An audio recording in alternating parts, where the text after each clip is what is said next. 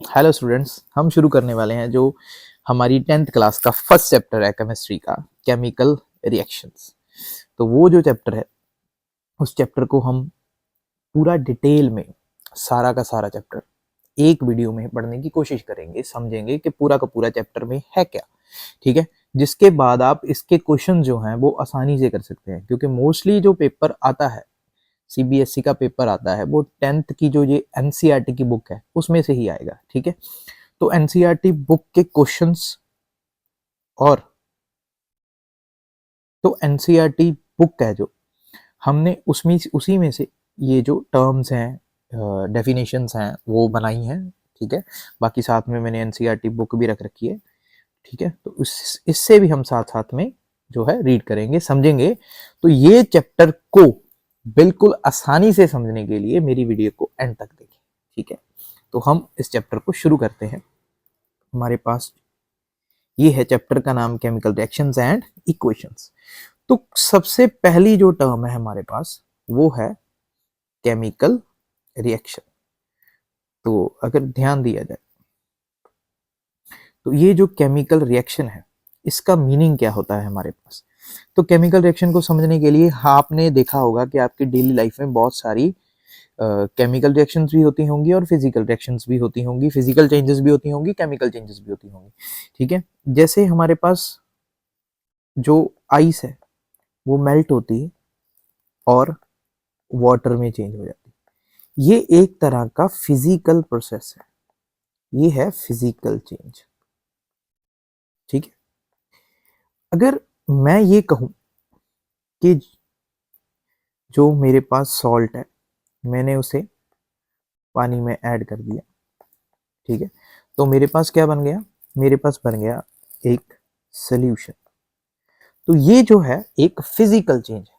ठीक है, ऐसे प्रोसेसेस को हम फिजिकल रिएक्शंस, फिजिकल चेंजेस बोलते हैं। लेकिन केमिकल रिएक्शन क्या है, आपके घर में मिल्क है, आपने मिल्क के अंदर थोड़ा सा दही मिला दिया, उसके बाद वो कुछ टाइम बाद 6 घंटे बाद 7 घंटे बाद वो जो मिल्क है वो सारा का सारा मिल्क दही में कन्वर्ट हो गया। ये एक तरह का केमिकल चेंज है। तो केमिकल चेंज और फिजिकल चेंज में फर्क क्या होता है। केमिकल चेंज और फिजिकल चेंज में ये फर्क है कि जब फिजिकल चेंज होता है तो ये जो चीज है आइस, ये अब पहले भी इसका फॉर्मूला वाटर ही था। ठीक है, जब ये वाटर में कन्वर्ट हुआ तब भी फॉर्मूला वाटर ही है। ठीक है, दूसरी बात, ये चीज अभी मान लीजिए कि आपको केमिकल रिएक्शंस के बारे में कुछ नहीं पता, केमिकल सिंबल्स के बारे में कुछ नहीं पता, तो H2O का मतलब भी नहीं पता होगा मान लीजिए। ठीक है, तो यहाँ पे दिक्कत क्या होती है, जो आइस की प्रॉपर्टीज हैं और जो वाटर की प्रॉपर्टीज हैं वो ऑलमोस्ट सेम रहती है। ठीक है, तो आइस को भी आप उस जगह पे यूज कर सकते हो जिस जगह पे आप वाटर यूज कर रहे हो। आपने अगर मिल्क में आइस डाल दी तब भी मिल्क चेंज नहीं होगा, अगर आपने मिल्क में वाटर डाल दिया तब भी मिल्क चेंज नहीं होगा। चेंज नहीं होगा का मतलब मिल्क मिल्क ही रहेगा, यहाँ पे भी मिल्क मिल्क ही रहेगा। ठीक है, तो यहाँ पे मिल्क बस ठंडा मिल्क हो जाएगा। ठीक है, और कोई चेंज नहीं आएगा। तो ये जो किसी चीज का गर्म होना, ठंडा होना, ठीक है, कोई चीज आइस से वाटर बन रही है, कोई मेल्ट हो रही है, बॉयल हो रहा है, ये फिजिकल चेंजेस है। केमिकल चेंज में क्या होता है, केमिकल चेंज में जो हमारे पास रिएक्टेंट है जिसकी हम चेंज की बात कर रहे हैं वो इतना चेंज हो जाता है कि उसकी प्रॉपर्टीज जो है वो कंप्लीटली चेंज हो जाती हैं। जैसे जो पहले मिल्क था अब उसमें दही डालने से वो सारा का सारा दही बन गया। अब दही की प्रॉपर्टीज अलग है, मिल्क की प्रॉपर्टीज अलग होती हैं। ठीक है, अगर मैं नींबू डाल दूं दूध में तो वो दूध जो पहले था, मिल्क था जो पहले, अब वो पनीर में कन्वर्ट हो जाता है। तो अब हम उस पनीर को, पनीर वाले मिल्क को जहां पे दूध यूज कर सकते हैं वहां पे यूज नहीं कर सकते। ऐसी बहुत सारी एग्जांपल्स होती हैं हमारे पास। ठीक है, जो एग्जांपल्स ये बता रही हैं कि जो चेंज आया इस तरह का चेंज है कि हम पहले वाली चीज को दूसरे वाली चीज की जगह यूज नहीं कर सकते। तो केमिकल रिएक्शन की यहीं से हमारे पास डेफिनेशन आती है, process in which a new substance is form. वो वाला प्रोसेस जिसमें नया सब्सटेंस बन जाता है, एक नई चीज बन जाती है, नया सब्सटेंस बन जाएगा। तो केमिकल रिएक्शन की जो डेफिनेशन है उसमें हम क्या लिखते हैं कि केमिकल रिएक्शन या केमिकल चेंज वो होगा जिसमें हमारे पास न्यू सब्सटेंस बन जाएगा। क्या बन जाएगा, न्यू सब्सटेंस, जिसकी केमिकल एंड फिजिकल प्रॉपर्टीज हैं वो चेंज हो जाएंगी। जैसे जो मिल्क है उसकी पहले जो था वो मिल्क था, अब न्यू सब्सटेंस अगर उसमें दही डाल दिया तो वो दही ही बन गया, ठीक है। अब उसकी केमिकल एंड फिजिकल प्रॉपर्टीज, उसकी एसिडिक स्ट्रेंथ बढ़ जाएगी, ठीक है। फिजिकल प्रॉपर्टीज भी, जैसे मतलब जितना पहले वो हमारे पास वो लिक्विड फॉर्म में था, अब वो थोड़ा जेली टाइप हो गया है, ठीक है, डेंस हो गया है थोड़ा सा मटेरियल, ठीक है। तो उसकी फिजिकल प्रॉपर्टीज भी डिफरेंट हो जाएंगी, तो जो नया सब्सटेंस बन जाएगा उसे, इस प्रोसेस को हम बोलते हैं केमिकल रिएक्शन। तो केमिकल रिएक्शन में क्या होगा, हमारे पास एक नया सब्सटेंस बन जाएगा। क्या बन जाएगा, नया सब्सटेंस। तो पहले वाले सब्सटेंस से वो उसकी प्रॉपर्टीज डिफरेंट होगी। तो इसके लिए हमारे पास, जैसे आप लोगों ने मतलब पढ़ा होगा कि हमारे पास एक सब्सटेंस है हाइड्रोजन, ठीक है। हाइड्रोजन जो है वो फ्लेमेबल सब्सटेंस है। जब उसके पास हम फ्लेम लेके आएंगे तो वो आग पकड़ लेता है, ठीक है। उसके बाद है हमारे पास ऑक्सीजन। ऑक्सीजन जो है आप लोगों ने पढ़ा है छोटी क्लासेस में कि आग लगने में हेल्प करता है। वो आप लोगों ने देखा होगा एक्सपेरिमेंट, जिसमें क्या करते हैं कि एक कैंडल लगा के उसके ऊपर एक ग्लास रख देते हैं, तब वो कैंडल बुझ जाती है। क्यों बुझ जाती है, क्योंकि उसको ऑक्सीजन नहीं मिल रही। तो ऑक्सीजन मिलना जरूरी है किसी भी चीज को हीट, सॉरी, बर्न करने के लिए, ठीक है, जलाने के लिए। तो ऑक्सीजन भी जलाने में हेल्प करता है, हाइड्रोजन भी जलाने में हेल्प करता है। लेकिन जब ये दोनों मिल जाते हैं तो मिलके बनाते हैं वाटर। तो ये जो वाटर है ये आग बुझाने में हेल्प करता है। तो यहाँ पे क्या हुआ, ये एक केमिकल चेंज है जिसमें हाइड्रोजन आग लगने में हेल्प कर रहा है, मतलब आग पकड़ रहा है, ऑक्सीजन आग लगने में हेल्प कर रहा है, और जो वाटर है वो आग बुझाता है। तो यहाँ पे क्या हुआ, ये एक चेंज आया जिसे हम बोलते हैं केमिकल चेंज। तो ये केमिकल चेंज है। यहाँ पे इसकी, ये जो है लिक्विड फॉर्म में था, सॉरी ये जो है गैसियस फॉर्म में था, ये भी गैसियस फॉर्म में था, ये जो बन गया हमारे पास लिक्विड फॉर्म में बन गया। तो यहाँ पे जो भी हो रहा है वो क्या हो रहा है, एक ऐसा चेंज जिसमें रिएक्टेंट की प्रॉपर्टीज ही चेंज हो जाती हैं, जो नया प्रोडक्ट बन जाता है, नई चीज। इस चेंज को बोलते हैं हम केमिकल चेंज, ठीक है। उसके बाद चलते हैं, तो जब भी हम कोई केमिकल रिएक्शन लिखते हैं, जहां पे भी कोई भी केमिकल रिएक्शन होगी, तो उसमें दो चीजें जरूर होंगी हमारे पास, एक होगा रिएक्टेंट, एक होगा प्रोडक्ट। तो यहाँ पे मैंने एक जनरल केमिकल रिएक्शन लिखी, ठीक है। इसको अगर ध्यान से देखोगे आप, तो यहाँ पे जो मैंने लेफ्ट हैंड साइड लिखे हैं ये है रिएक्टेंट, जो राइट हैंड साइड लिखे हैं ये है प्रोडक्ट। अगर इसको समझना है तो समझना, मतलब क्या है, देखो यहाँ पे क्या है। तो पहले कोई हम जनरल एग्जांपल लिख लेते हैं, ठीक है। तो वही कि मेरे पास एक हाइड्रोजन गैस है, मेरे पास एक ऑक्सीजन गैस है। जब हाइड्रोजन और ऑक्सीजन आपस में जुड़ते हैं तो वाटर बना देते हैं। तो ये जो आपस में रिएक्ट कर रहे थे इनका नाम है रिएक्टेंट्स, ठीक है। ये जो दोनों को मिला के बन गया, इसको हम बोलते हैं प्रोडक्ट। क्या बोलते हैं, प्रोडक्ट। तो हमारे पास यहाँ पे रिएक्टेंट क्या है, chemical substance which react during a chemical reaction. जब भी कोई केमिकल रिएक्शन होगी उसके दौरान जो भी रिएक्ट कर रहा है उसे हम बोलते हैं रिएक्टेंट्स। प्रोडक्ट क्या होगा, chemical substance which are formed during, जो केमिकल रिएक्शन के दौरान बनेगा उसे हम क्या बोलेंगे, प्रोडक्ट, ठीक है। तो जब भी हमारे पास कोई भी केमिकल रिएक्शन होगी तो ऐसे एक रिएक्टेंट होगा, एक प्रोडक्ट, मतलब एक रिएक्टेंट एक प्रोडक्ट भी हो सकता है, ज्यादा रिएक्टेंट ज्यादा प्रोडक्ट भी हो सकते हैं, ज्यादा रिएक्टेंट एक प्रोडक्ट भी हो सकता है, एक रिएक्टेंट ज्यादा प्रोडक्ट भी हो सकते हैं। ये अलग अलग रिएक्शन है, अलग अलग रिएक्शन पे डिपेंड करता है, ठीक है। तो यहाँ पे हमारे पास मतलब आपके जो एनसीईआरटी बुक है उसके अंदर जो पहली जो एक्टिविटी होती है वो आप लोगों ने देखी होगी, मतलब हो सकता है स्कूल में करवाई भी हो। तो वो मैग्नीशियम रिबन वाली कोई एक एक्टिविटी होती है, ठीक है। उसमें होता क्या है, अगर आप देखो इस तरह की डायग्राम आपकी एनसीईआरटी बुक में बनी होगी, तो इसमें कर क्या रहे हैं, हमारे पास एक मैग्नीशियम रिबन होता है। क्या होता है, मैग्नीशियम का रिबन। तो जो मैग्नीशियम का रिबन है उसको पहले क्या करते हैं, यहाँ पे पहले होता है मैग्नीशियम का रिबन, ठीक है। उस मैग्नीशियम रिबन को पहले क्लीन किया जाता है। क्लीन किससे किया जाता है? सैंड पेपर से, with the help of sand paper. Sand paper की हेल्प से मैग्नीशियम रिबन को क्लीन कर लिया जाता है। क्लीन करने के बाद उस मैग्नीशियम रिबन को बर्न किया जाता है। ठीक है, तो यहाँ पे यही हो रहा है कि इस जो टोंग की हेल्प से, ठीक है, इस टोंग की हेल्प से मैग्नीशियम रिबन को पकड़ा हुआ है और उसको इस बर्नर की हेल्प से बर्न किया जा रहा है। ठीक है, ये मैग्नीशियम रिबन को इस टोंग की हेल्प से पकड़ के यहाँ पे बर्न किया जा रहा है। तो जब उसे बर्न किया जाता है, बर्न करने के बाद जो मैग्नीशियम रिबन है वो एक चमकदार, बिल्कुल व्हाइट कलर की पूरी चमकदार लाइट से बर्न होता है। तो यहाँ पे लिखता है produce white dazzling flame. White flame होती है, ठीक है, जिस मतलब चमकदार होती है, पूरी बहुत तेज रोशनी होती है उसकी। ठीक है, तो डेजलिंग फ्लेम से बर्न होगा। तो जब बर्न होगा, बर्न होने के बाद ये एक व्हाइट कलर का पाउडर बना देगा। जब ये मैग्नीशियम रिबन बर्न होगा, बर्न होने के बाद जो उसका फाइनल जो बर्न होने के बाद सब्सटेंस बचता है वो व्हाइट कलर का पाउडर होता है। तो ये जो व्हाइट कलर का पाउडर है, इसे ये वॉच ग्लास में इकट्ठा कर लेते हैं।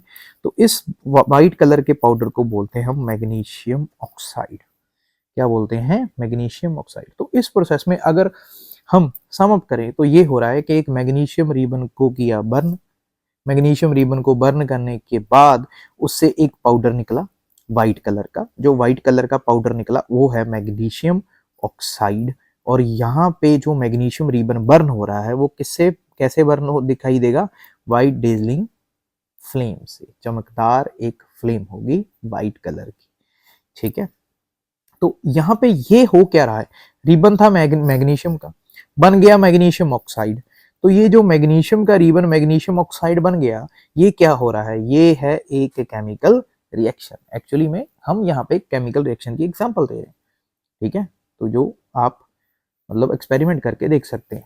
ठीक है, तो यहाँ पे मैग्नीशियम रिबन है। तो मैग्नीशियम रिबन को जब बर्न करते हैं, बर्न किसकी प्रेजेंस में होगी? हर चीज ऑक्सीजन की प्रेजेंस में। तो मैग्नीशियम ऑक्सीजन की प्रेजेंस में जब बर्न होता है तो मैग्नीशियम ऑक्साइड बन जाता है, जो कि व्हाइट कलर का पाउडर होता है। ठीक है, तो यहाँ पे कई बार क्वेश्चन पूछ लेते हैं कि इस मैग्नीशियम रिबन को सैंड पेपर से क्लीन करने की क्या जरूरत पड़ गई? तो जरूरत क्यों पड़ी?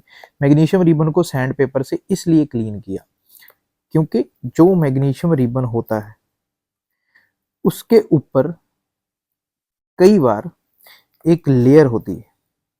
जैसे जैसे रिबन पुराना होता जाएगा, मतलब आप अगर बिल्कुल नया रिबन लेके आ रहे हो उस पर कई बार लेयर नहीं होती। ठीक है, अगर जैसे जैसे रिबन पुराना होता है उस पर एक लेयर बन जाती है। ये जो लेयर है, ये वाली लेयर, ये लेयर मैग्नीशियम ऑक्साइड की बन जाती है। ठीक है, तो पहले अगर हम इस रिबन को बर्न करना चाहते हैं तो ये मैग्नीशियम ऑक्साइड की जो लेयर है ये उसे रेजिस्ट करती है, बर्न होने से रोकती है। ठीक है, तो हमें पहले सैंड पेपर की हेल्प से इस मैग्नीशियम ऑक्साइड की लेयर को क्या करना पड़ेगा?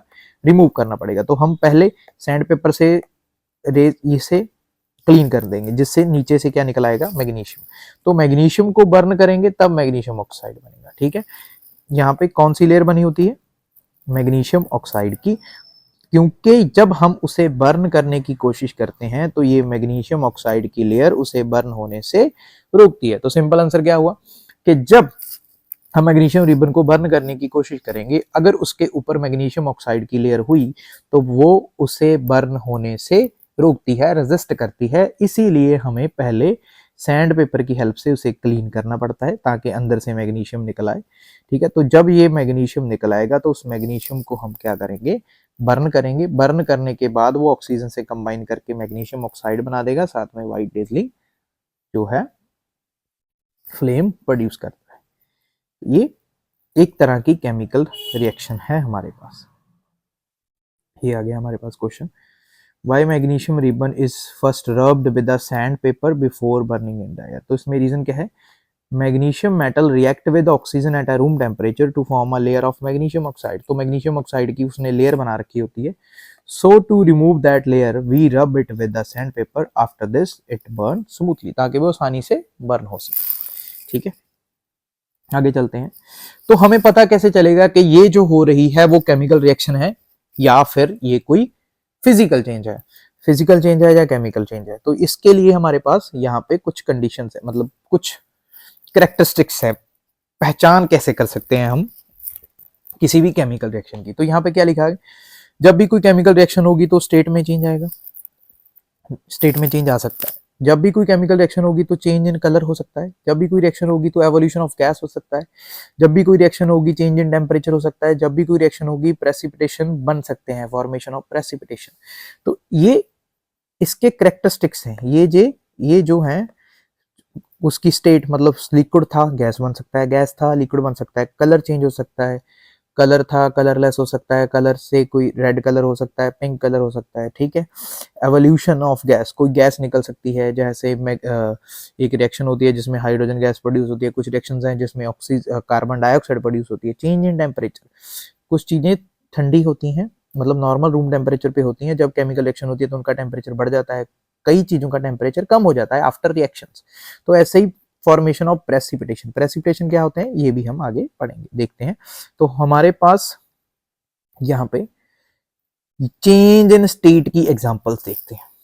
तो यहाँ देखो हमारे पास है कार्बन, क्या है कार्बन, कार्बन हमारे पास क्या है, मतलब कार्बन कोयला जो होता है उसके अंदर कार्बन होता है, जब कार्बन बर्न होती है, ठीक है, जब भी कार्बन बर्न होगी, कार्बन क्या, कार्बन जब भी बर्न होगी, कार्बन को बर्न होने की किस चीज की जरूरत है, ऑक्सीजन की। कार्बन ऑक्सीजन के साथ कंबाइन करेगी तो क्या बनाती है, कार्बन डाइऑक्साइड। तो ये जो कार्बन डाइऑक्साइड है इसकी स्टेट तो गैसियस होती है, तो ये गैसियस फॉर्म में बाहर आती है। लेकिन हमारा जो कार्बन है, ठीक है, अगर आप लकड़ी के टुकड़े को जला रहे हो तो लकड़ी के टुकड़े जब भी बर्न होता है तो लकड़ी के टुकड़े के अंदर क्या प्रेजेंट होता है, कार्बन। किस स्टेट में है वो, सॉलिड स्टेट में। ऑक्सीजन वो एयर से किस स्टेट में ले रहा है, गैसीय स्टेट में। लेकिन प्रोडक्ट जो बन रहा है वो किस स्टेट में बन रहा है हमारा, गैसीय स्टेट में। तो यहाँ पे क्या हो रहा है, ये सॉलिड से गैस में चेंज हो गया, तो ये चेंज इन गैसीय स्टेट हो गया, ठीक है। ऐसे ही हमारे पास जो हाइड्रोजन है ऑक्सीजन है मिलके क्या बनाती हैं, वाटर, पढ़ा है हमने, ठीक है। तो जो हाइड्रोजन है और ऑक्सीजन है ये दोनों गैसीय स्टेट में होती हैं, चेंज किस में हो गई, वाटर क्या है, लिक्विड स्टेट में। तो यहाँ पे हो रहा है चेंज इन स्टेट, ये गैस से लिक्विड में चेंज हो रहे हैं, तो ये रिप्रेजेंट कर रहा है कौन सा चेंज है, केमिकल चेंज। दूसरी एग्जांपल है कलर की, ठीक है, तो चेंज इन कलर। तो यहाँ पे एक एग्जांपल दी है, क्या एग्जांपल है कि कॉपर सल्फेट है जो वो ब्लू कलर का होता है, ठीक है। इसके अंदर अगर हम आयरन डाल दें तो ये आयरन सल्फेट बना लेता है, साथ में कॉपर, ये ग्रीन कलर का होता है। इसकी ना एक्टिविटी है आपकी एनसीईआरटी बुक में, मैं दिखाता हूं आप लोगों को। ये है एक्टिविटी 1.9, ये है तो डिस्प्लेसमेंट रिएक्शन की, लेकिन ये बाद में पढ़ेंगे हम, पहले इस एक्टिविटी को समझते हैं हो क्या रहा है। यहाँ पे बोला उसने, take a 3 iron nails and clean by rubbing with sand paper, clean कर लें ताकि उसके ऊपर वो जो जंग लगी होती है वो ना हो, ठीक है। Take a 2 test tubes marked as A and B, 2 test tube ले ली, एक का नाम ए रख दिया एक का बी रख दिया, ठीक है।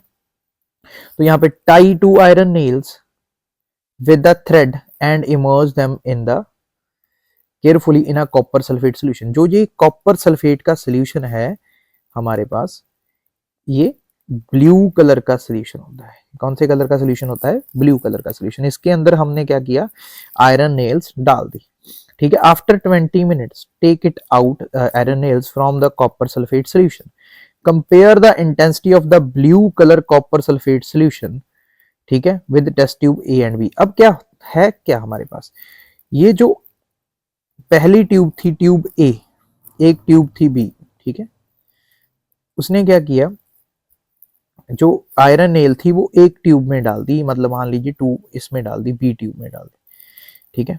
जब बी ट्यूब में आयरन नेल डाली तो इसका कलर जो है ब्लू से ग्रीन हो जाएगा। लेकिन ये जो ए ट्यूब वाली थी, ये पहले ही, जिसमें कोई नेल नहीं डाली, इसका कलर क्या है, ब्लू। तो हमने इन दोनों का कलर कंपेयर करना है, ठीक है।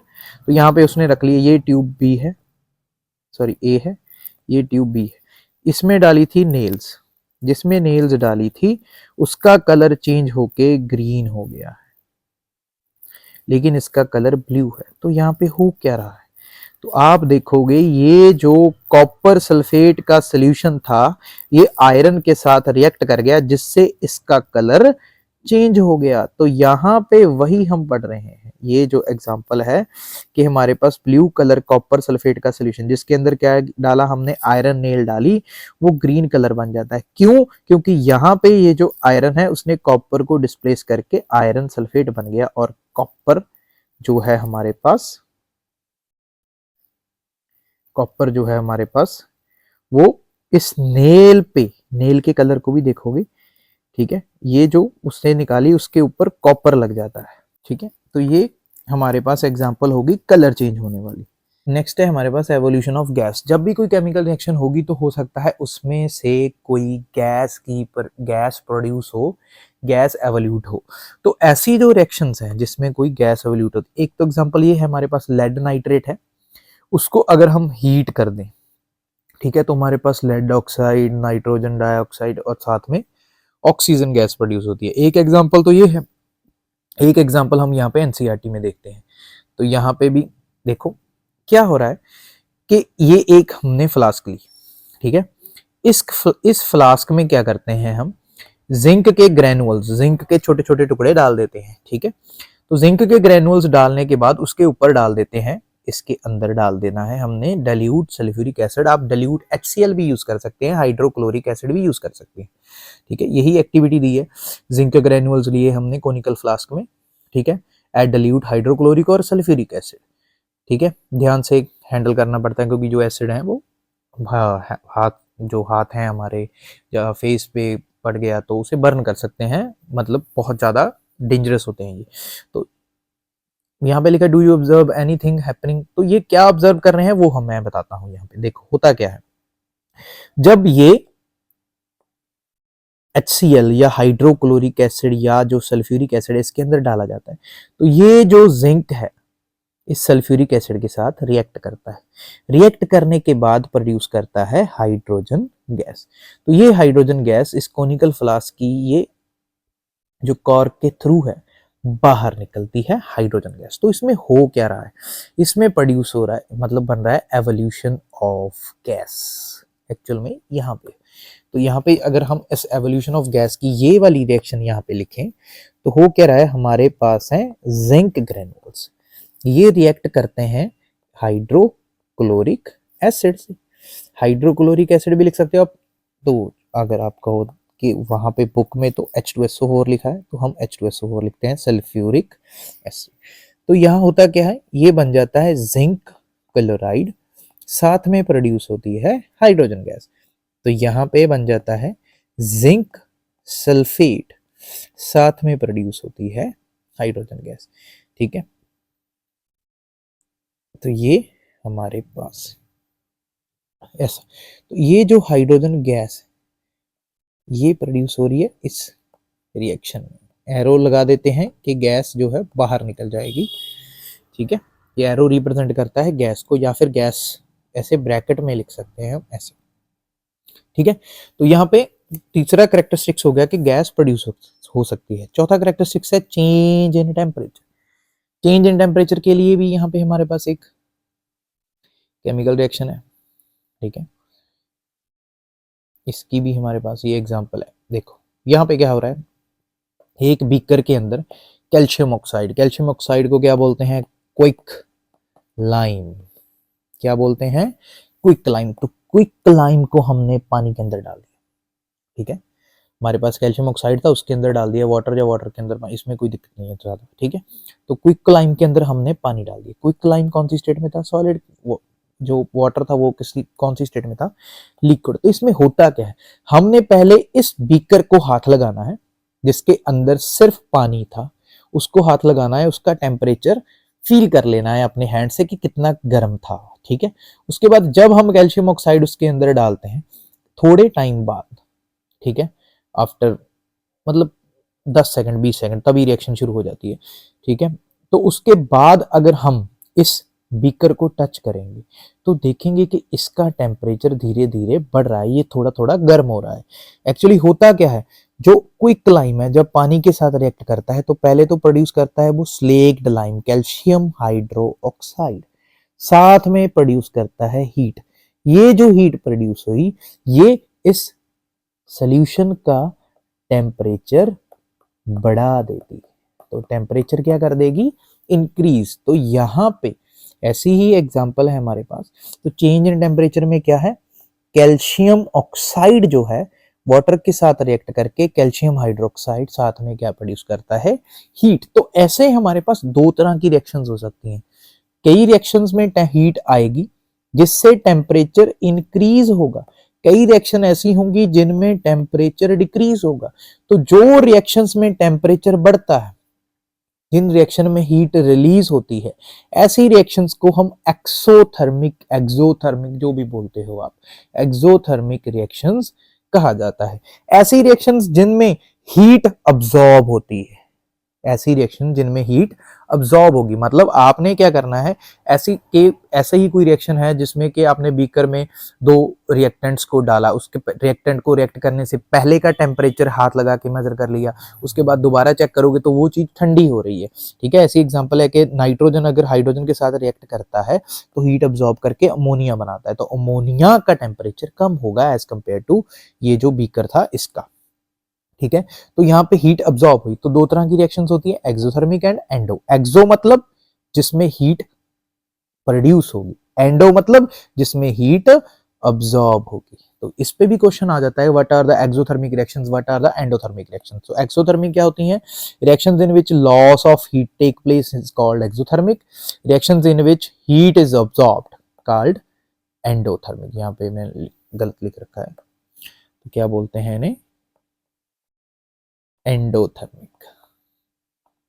ठीक है, तो नेक्स्ट है जिसमें प्रेसिपिटेट्स बनते हैं। क्या बनते हैं, प्रेसिपिटेट्स। तो ऐसी जो हमारे पास रिएक्शन है, प्रेसिपिटेट्स क्या होते हैं पहले हमें वो पता होना चाहिए। तो पहले हम देखते हैं प्रेसिपिटेट्स क्या होते हैं। देखो, प्रेसिपिटेट को शॉर्ट फॉर्म में पीपीटी भी लिखा हो सकता है। PPT is a substance, precipitates are a substance which settle down after the reaction in a solid form.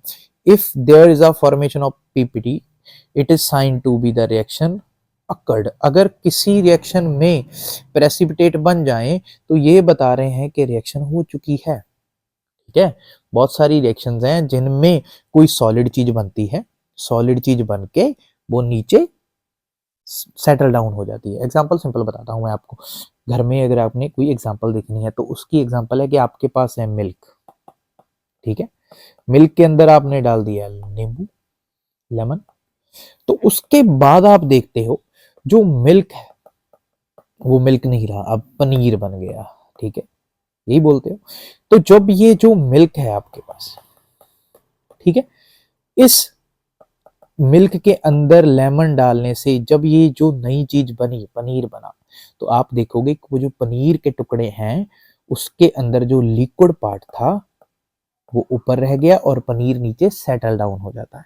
तो ये पहले था लिक्विड फॉर्म में सारा, लेकिन अब उसके अंदर एक सॉलिड चीज बन गई है पनीर।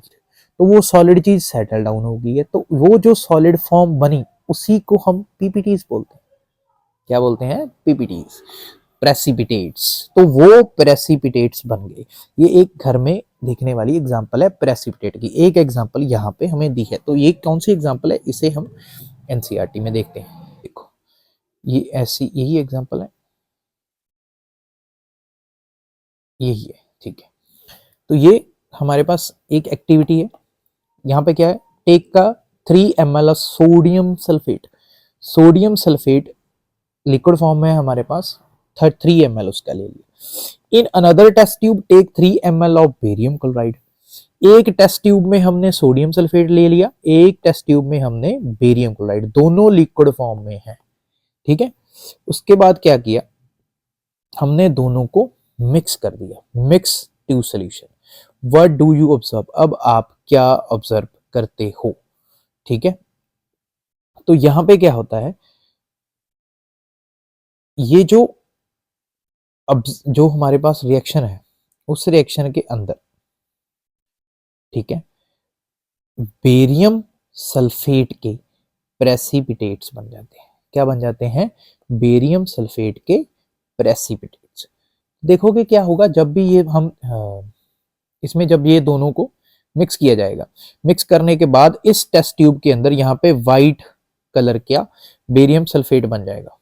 बेरियम का सल्फेट है जो व्हाइट कलर के प्रेसिपिटेट्स बन जाएंगे, व्हाइट कलर्ड प्रेसिपिटेट। यहाँ पे नीचे कुछ बैठ जाएगा, ऐसे लगेगा कि नीचे कोई सॉलिड चीज है। तो ये जो व्हाइट कलर की सॉलिड चीज है ये होगी बेरियम सल्फेट। तो एक्चुअल में ये सोडियम सल्फेट एक्वस फॉर्म में था, बेरियम क्लोराइड एक्वस फॉर्म में था, ये आपस में रिएक्ट करे तो बेरियम सल्फेट बन गया, साथ में सोडियम क्लोराइड बन गया। ये जो सॉलिड पोर्शन बन गया इसे बोलते हैं हम प्रेसिपिटेट्स। तो ये बन गई प्रेसिपिटेट की हमारे पास एग्जाम्पल। ठीक है, तो यही लिखा है सोडियम सल्फेट, बेरियम सल्फेट और सोडियम क्लोराइड बन जाएगा। तो ये जो बेरियम सल्फेट है ये क्या है? ये बेरियम सल्फेट्स ही प्रेसिपिटेट है। ठीक है, तो ये अभी हमने कोई भी केमिकल रिएक्शन नहीं की, ये सिर्फ केमिकल रिएक्शंस के कैरेक्टरिस्टिक्स पढ़े हैं कि कौन से कैरेक्टरिस्टिक्स हो सकते हैं, कैसे कैसे पहचान सकते हैं कि यहाँ पे केमिकल रिएक्शन हो रही है। अगर आपने मिल्क में लेमन डाला, वहां पे जो नीचे सेटल हो गया, कुछ सॉलिड पोर्शन बन गया उसके अंदर, तो वहां पे हमें पता चल गया कि यहाँ पे क्या हो रहा है, एक केमिकल रिएक्शन। तो इसी की एक एग्जांपल है कि सोडियम सल्फेट और बेरियम क्लोराइड के इक्वल अमाउंट के 3 ml के सोल्यूशन को अगर हम मिक्स करते हैं तो उसके अंदर भी एक व्हाइट कलर के प्रेसिपिटेट्स बन जाते हैं। ये जो व्हाइट कलर के प्रेसिपिटेट्स हैं ये रिप्रेजेंट कर रहे हैं कि यहाँ पे केमिकल रिएक्शन हो रही है। ठीक है, तो ये हमारे पास 5 कैरेक्टरिस्टिक्स थे जो हमने पढ़ ले कि स्टेट चेंज हुई, कलर चेंज हुआ, गैस प्रोड्यूस हुई, टेम्परेचर चेंज हुआ, टेम्परेचर कम भी हो सकता है, ज्यादा भी हो सकता है, प्रेसिपिटेट बने। ठीक है, इसके बाद ये जो केमिकल रिएक्शन होती हैं ये इनकी हमारे पास टाइप्स हैं, कौन सी केमिकल रिएक्शंस होती हैं। ठीक है, एनसीईआरटी बुक में भी वहीं से बनाया हुआ है सारा कुछ, वहीं से ही पढ़ा रहा हूं, वहीं से ही पेपर आना है। ठीक है, तो यहाँ पे अगर हम इसे समझे तो टाइप्स ऑफ रिएक्शंस में हमारे पास सबसे पहले है कॉम्बिनेशन रिएक्शन। नाम से ही क्लियर हो जाता है, कॉम्बिनेशन रिएक्शन, द रिएक्शन वो वाली रिएक्शन जिसमें कुछ कंबाइन होगा, जुड़ेगा, वो वाली रिएक्शन जिसमें कुछ जुड़ जाएगा, कंबाइन हो जाएगा, उस रिएक्शन को क्या बोलेंगे हम? कॉम्बिनेशन रिएक्शन, कंबाइन होना। तो नाम से ही क्लियर हो रहा है, नाम से क्लियर हो रहा है तो शुरू करते हैं। तो देखो होता क्या है इस रिएक्शन में, ध्यान दीजिए। A reaction in which single product is formed from 2 or more reactants, दो और दो से ज्यादा, more than 2, दो या दो से ज्यादा रिएक्टेंट रिएक्ट करेंगे, बनेगा प्रोडक्ट सिंगल। इस रिएक्शन को बोलते हैं हम कॉम्बिनेशन रिएक्शन। तो जो हमने पहली एग्जांपल की थी, कौन सी?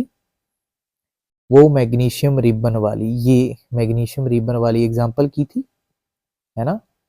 उसमें क्या हो रहा है अगर आप ध्यान से देखो, मैग्नीशियम रिबन वाली एग्जांपल में ये मैग्नीशियम रिबन था। ठीक है, इसकी हमने अगर इक्वेशन लिखी हुई है, नहीं लिखी हुई, तो इक्वेशन क्या थी कि मैग्नीशियम और ऑक्सीजन कंबाइन करे, बन गया मैग्नीशियम ऑक्साइड। रिएक्टेंट कितने हैं? 2 रिएक्टेंट्स। प्रोडक्ट क्या है? Single product. अगर सिंगल प्रोडक्ट बन रहा है, दो कंबाइन करे एक बन गया, तो उसे हम बोलते हैं कॉम्बिनेशन रिएक्शन। ऐसे ही हमारे पास यहाँ पे यही है, magnesium oxygen, magnesium oxide, single product. ठीक है, तो यहाँ पे हमारे पास कॉम्बिनेशन रिएक्शन। इसकी दूसरी एग्जांपल कौन सी है? वही कि मैंने क्विक क्लाइम जिसमें टेम्परेचर चेंज हुआ था, वो वाली रिएक्शन। ठीक है, लेकिन उसमें हो क्या रहा है? प्रोडक्ट तो सिंगल ही बन रहा है ना, ये हीट तो एनर्जी है, ये क्या है? ये तो एनर्जी है। ये क्या है हमारे पास? मैटर की बात तो यहाँ है ना। ठीक है, तो यहाँ पे जो कैल्शियम ऑक्साइड है, क्विक क्लाइम जिसका नाम है, उसको अगर हम पानी के अंदर डालते हैं तो यहाँ पे हमारे पास कैल्शियम ऑक्साइड बनता है, जिसे हम स्लेक्ट लाइम बोलते हैं। तो ये क्विक लाइम को वाटर के अंदर ऐड किया तो स्लेक्ट लाइम बना, लेकिन स्लेक्ट लाइम सिंगल प्रोडक्ट है। क्या है हमारे पास? Single product. तो जब कभी भी किसी भी केमिकल रिएक्शन में दो रिएक्टेंट, दो या दो से ज्यादा रिएक्टेंट कंबाइन करें और सिंगल प्रोडक्ट बनाएं, that reaction is known as combination reaction. Definition क्या है ये मैंने यहाँ पे लिख दी है, तो यहाँ से आप समझ सकते हो। तो एक एग्जांपल कार्बन प्लस ऑक्सीजन, एक मैंने पहले बताई थी, मैग्नीशियम ऑक्सीजन कंबाइन करते हैं, मैग्नीशियम ऑक्साइड बना देते हैं, बैलेंस करने के लिए यहाँ पे लगाते हैं। ये बैलेंस क्या करना है, क्या होता है, ये आगे हम पढ़ लेंगे, समझ लेंगे, ठीक है। उसके बाद अगली टाइप होती है हमारे पास डीकंपोजिशन रिएक्शन। तो इसके भी नाम से क्लियर हो रहा है, डीकंपोज होना मतलब टूटना, अलग अलग होना। तो यहाँ पे पहले थी कॉम्बिनेशन, अब यहाँ पे है डीकंपोजिशन रिएक्शन। तो दोनों एक दूसरे का उल्टा होती हैं, ठीक है। एक में कंबाइन हो रहा है, एक में टूट रहा है। कई बार ये पूछ लेते हैं why decomposition reaction is opposite of combination reaction, ठीक है। ये जो डीकंपोजिशन रिएक्शन है ये कॉम्बिनेशन रिएक्शन का उल्टा क्यों है, ये भी हमें पता चलता है इस रिएक्शन से, ठीक है। कॉम्बिनेशन है या डीकंपोजिशन। तो यहाँ पे इस टाइप को क्लियर करते हैं, डीकंपोज होना मतलब टूटना। तो उसमें पहली रिएक्शन में क्या हो रहा था, जुड़ रहे थे। इसमें क्या होगा, a type of reaction in which single reactant breaks down into two और मोर प्रोडक्ट, जिसमें एक से ज्यादा प्रोडक्ट बने। इसमें क्या हो रहा है, प्रोडक्ट ज्यादा है, प्रोडक्ट टू और मोर देन टू, प्रोडक्ट ज्यादा है, ठीक है। तो यहाँ पे सिंगल रिएक्टेंट, ये रिएक्टेंट है, यहाँ पे अगर मैं लिख दूं ये है रिएक्टेंट, प्रोडक्ट कितने हैं, 1 2 3, 3 प्रोडक्ट, सिंगल रिएक्टेंट 3 प्रोडक्ट बना रहा है। तो इसका मतलब यहां पे क्या हो रहा है, सिंगल रिएक्टेंट टूट गया 3 चीजों में। तो इसे हम बोलते हैं डीकंपोजिशन रिएक्शन, वो वाली रिएक्शन जिस रिएक्शन में 2 या 2 से ज्यादा प्रोडक्ट बन जाए। तो यहाँ पे आयरन सल्फेट है, उसको क्या कर दिया हमने, हीट। आयरन सल्फेट को जब हमने हीट किया तो iron oxide, sulphur dioxide, sulphur trioxide, इस चीजों में ये, इन प्रोडक्ट्स में ये टूट जाता है। इसकी भी हम यहाँ पे एनसीईआरटी में एग्जाम्पल देख लेते हैं। तो ये रही डीकंपोजिशन की एग्जाम्पल। तो इसमें भी एक एक्टिविटी है, इस एक्टिविटी से रिलेटेड केस स्टडी भी आ सकती है, क्वेश्चन भी आ सकता है, एमसीक्यू भी आ सकता है। तो ये इसके रिजल्ट हमें पता होने चाहिए। तो यहाँ पे क्या किया उसने, take a 2 gram of ferrous sulphate crystals in a dry boiling tube. एक ट्यूब में, टेस्ट ट्यूब में हमने क्या करना है, 2 ग्राम फेरस सल्फेट क्रिस्टल लेना है, उसका कलर, ठीक है, नोट कर लेना है कि कौन से कलर का है, ठीक है। Heat the boiling tube over a flame, ठीक है, बर्नर के ऊपर हम उसे हीट करेंगे, observe the colour of the crystal, ठीक है। तो हमने क्या करना है, उसके कलर को ऑब्जर्व करना है। तो यहाँ पे हमारे पास है फेरस सल्फेट, ठीक है। ये जो फेरस सल्फेट है हमारे पास, इसको जब हम हीट करते हैं तो ferric oxide, sulphur dioxide, sulphur trioxide में ये जो है हो जाता है, कन्वर्ट हो जाता है। तो have you notice that the green colour of the ferrous sulphate crystal has changed. तो ये जो फेरस सल्फेट था हमारे पास कौन से कलर का होता है, ग्रीन कलर का, ग्रीन कलर का फेरस सल्फेट होता है। जब हम इसे हीट करते हैं, हीट करने के बाद ये ग्रीन कलर डिसअपियर हो जाता है, ये ग्रीन कलर नहीं रहता। अगर ये ग्रीन कलर नहीं रहता, इसकी वजह से, क्यों, क्योंकि यहाँ पे क्या होगी, केमिकल रिएक्शन। कौन सी केमिकल रिएक्शन होगी, कौन सी टाइप की केमिकल रिएक्शन होगी, डीकंपोजिशन रिएक्शन। क्यों, क्योंकि ये जो फेरस सल्फेट है फेरिक ऑक्साइड में, सल्फर डाइऑक्साइड में और सल्फर ट्राइऑक्साइड में टूट गया। In this reaction, you can observe that a single reactant break down to give a simpler products. This is decomposition reaction. Ferrous sulphate crystal, actual में ये ferrous sulphate जो है उसका फॉर्मूला होता है FeSO4, ठीक है, 7H2O। इसमें जो है 7 मॉलिक्यूल्स ऑफ वाटर जो है, ठीक है, वो लगे होते हैं। लूज, पहले तो ये वाटर मॉलिक्यूल लूज करेगा, ठीक है, and colour of crystal change, इससे कलर इसका चेंज हो जाएगा। इसके बाद ये डीकंपोज होगा into ferric oxide, sulphur dioxide and sulphur trioxide, ठीक है। तो ये फेरिक ऑक्साइड है, ये सॉलिड फॉर्म में होगा, ये दोनों गैसियस फॉर्म में होंगे। ठीक है, ऐसे ही हमारे पास एक एग्जांपल और है कि हमारे पास कार्बन कैल्शियम कार्बोनेट है, लाइमस्टोन। आपको मैंने 3 नाम बता दिए, अब ध्यान देना। एक होता है क्विक लाइम, ये है कैल्शियम ऑक्साइड। ठीक है, कैल्शियम ऑक्साइड है क्विक लाइम। ठीक है, एक था कैल्शियम,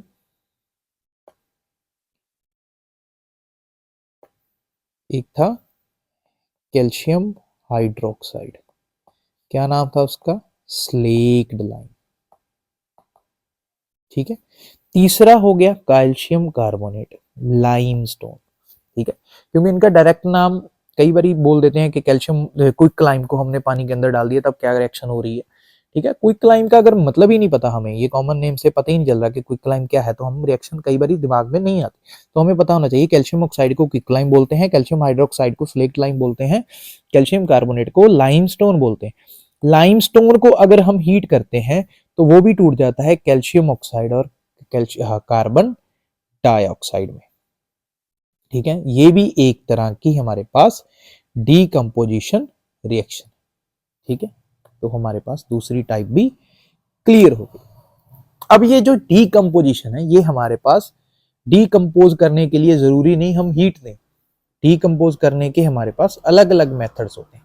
तो हमारे पास 3 तरह की डीकंपोजिशन रिएक्शन होती है। पहली होती है थर्मल डीकंपोजिशन। थर्मल वर्ड आता है हीट से, जिसमें हम हीट यूज करते हैं और डीकंपोज कर देते हैं। डीकंपोजिशन डन बाय हीटिंग और supplying heat energy is called thermal decomposition.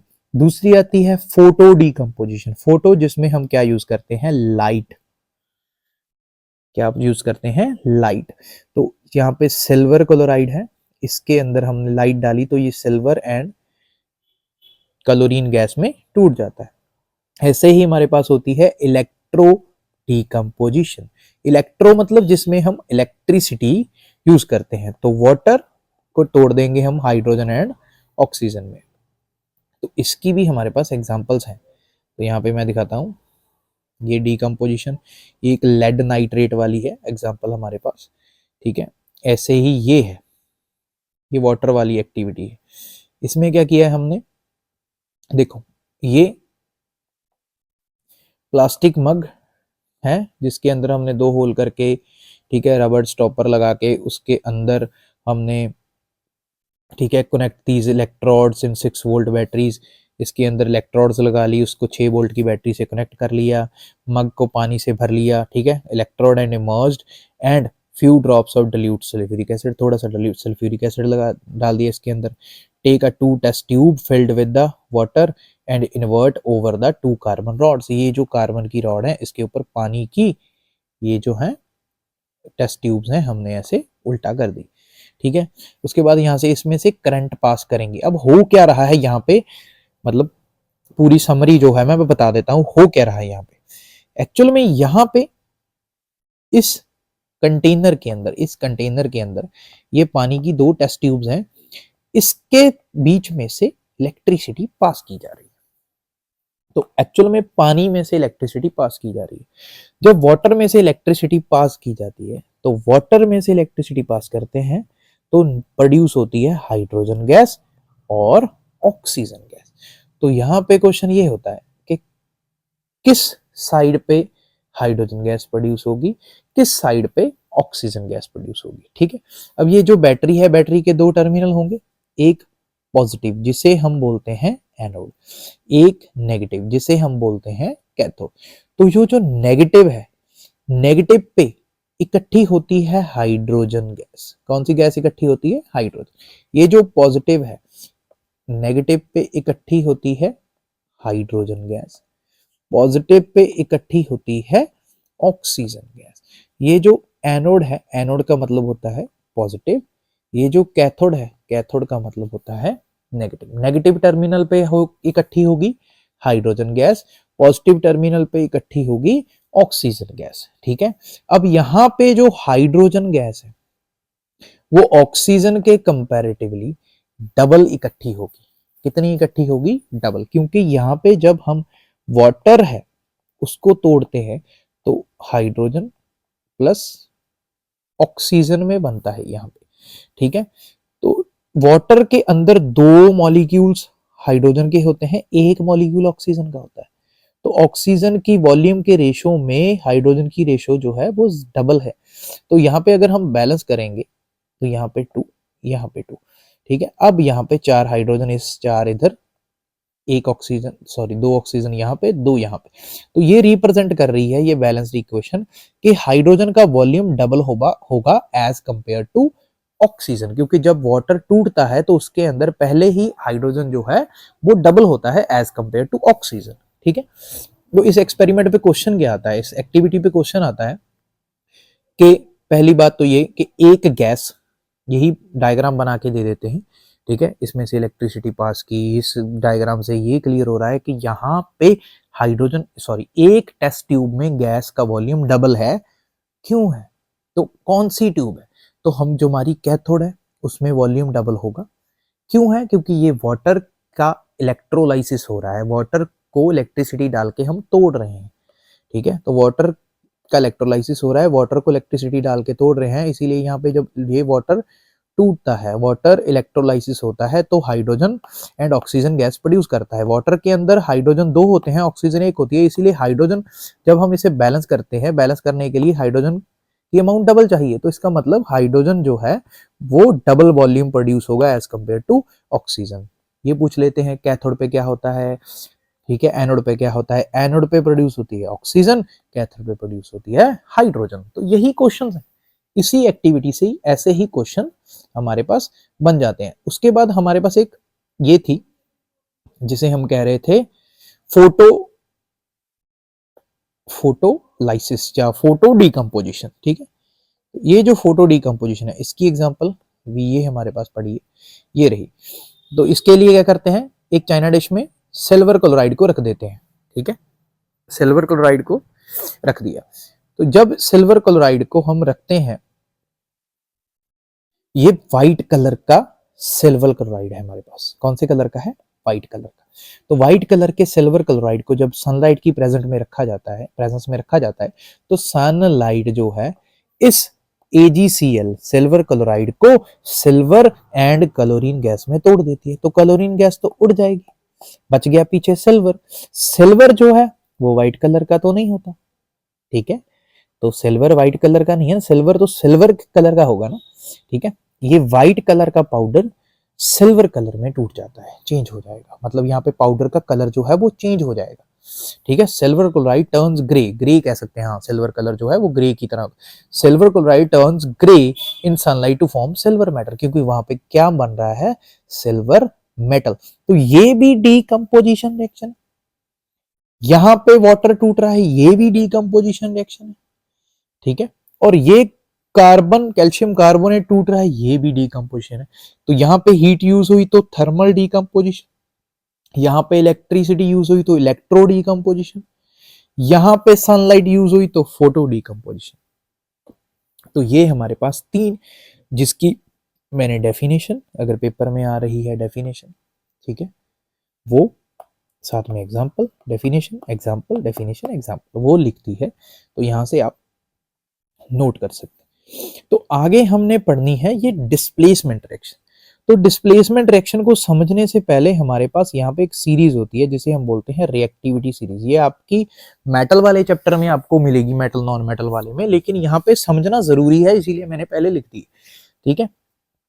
तो यहाँ पे है रिएक्टिविटी सीरीज। ये रिएक्टिविटी सीरीज क्या है? यहाँ पे बहुत सारी मेटल्स को हमने अरेंज किया है इस ऑर्डर में, ताकि हमें पता चल सके कि कौन सी जो मेटल है सबसे ज्यादा रिएक्टिव है और कौन सी मेटल कम रिएक्टिव है, ठीक है। तो यहाँ पे ये ऑर्डर नीचे को कम होता जा रहा है। तो पोटाशियम मेटल सबसे ज्यादा रिएक्टिव है, उससे कम रिएक्टिव है सोडियम, उसके बाद कैल्शियम, फिर मैग्नीशियम, फिर aluminium, zinc, iron, lead, copper, hydrogen, silver, gold, platinum, ठीक है।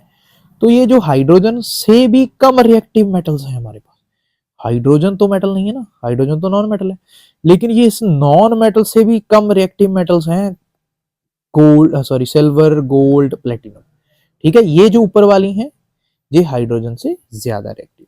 तो नीचे जो है वो ऑर्डर डिक्रीज कर रहा है। क्या कर रहा है? डिक्रीजिंग, ये डिक्रीजिंग ऑर्डर है। तो यहाँ पे लिखा है सीरीज ऑफ मेटल्स, मेटल्स रहेंगे in which metals and metals are arranged in decreasing order of their reactivity. तो यहाँ पे दिक्कत क्या, जब भी कोई रिएक्शन होती है, ठीक है, उस रिएक्शन में ये बहुत बार होता है कि जो हाईली रिएक्टिव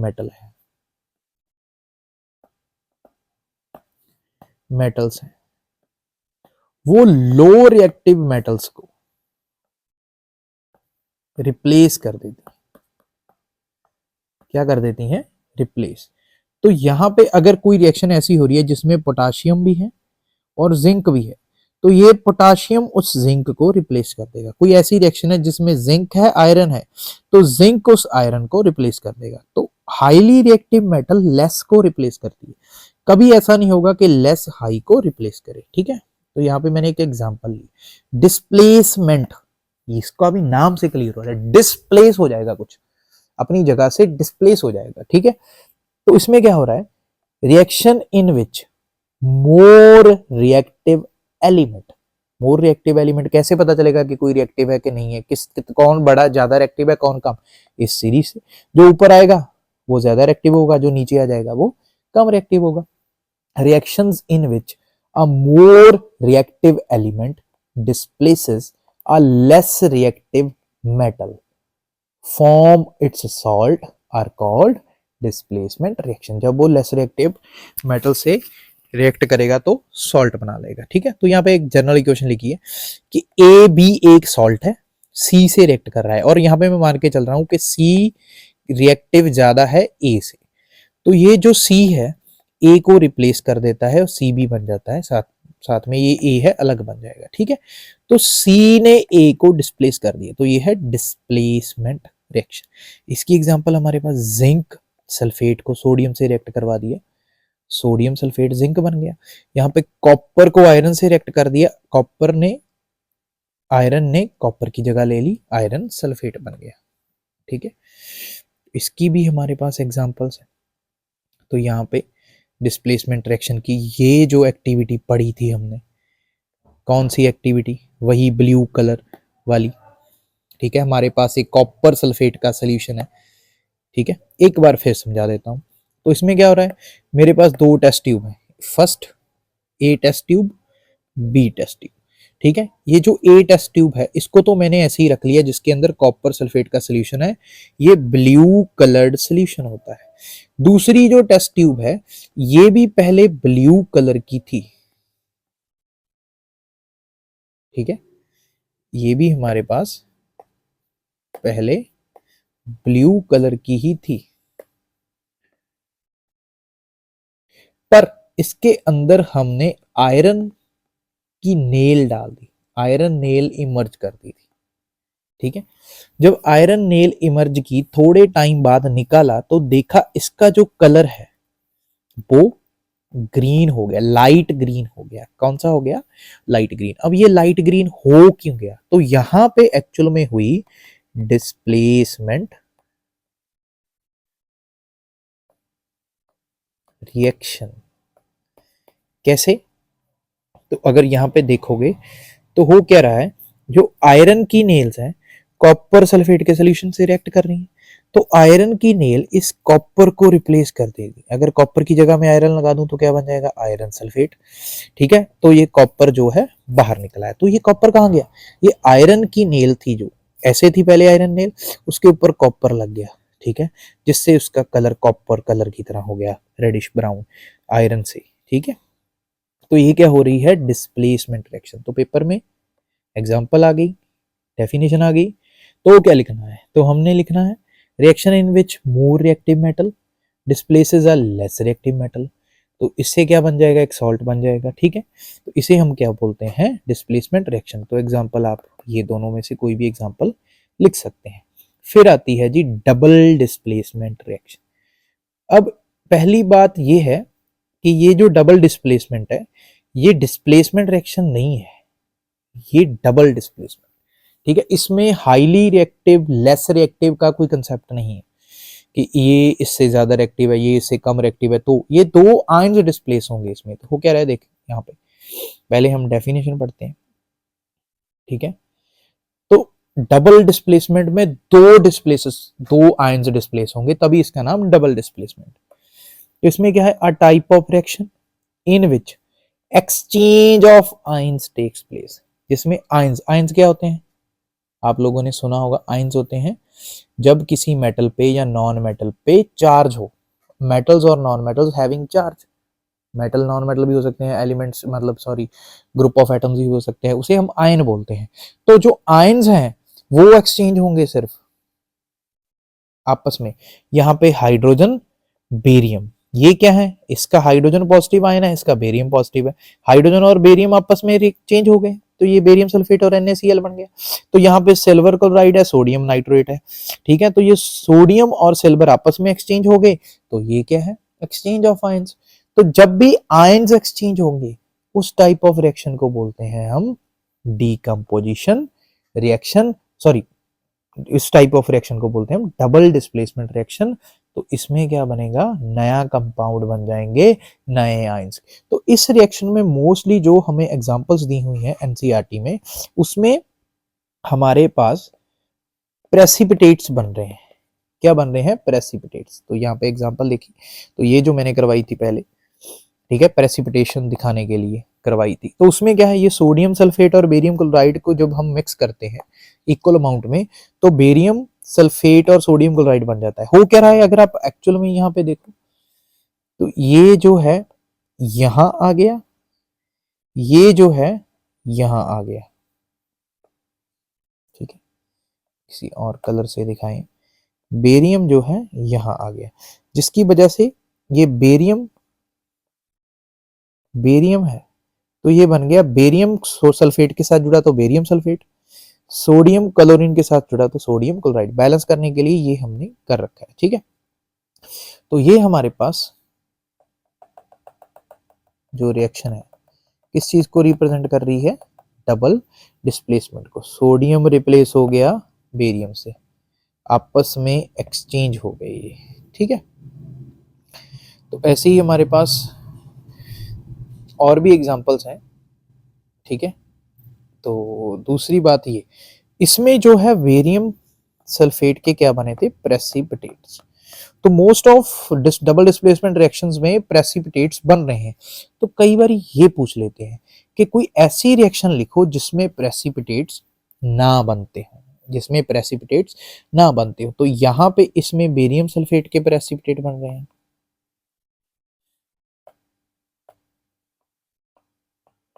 ठीक है।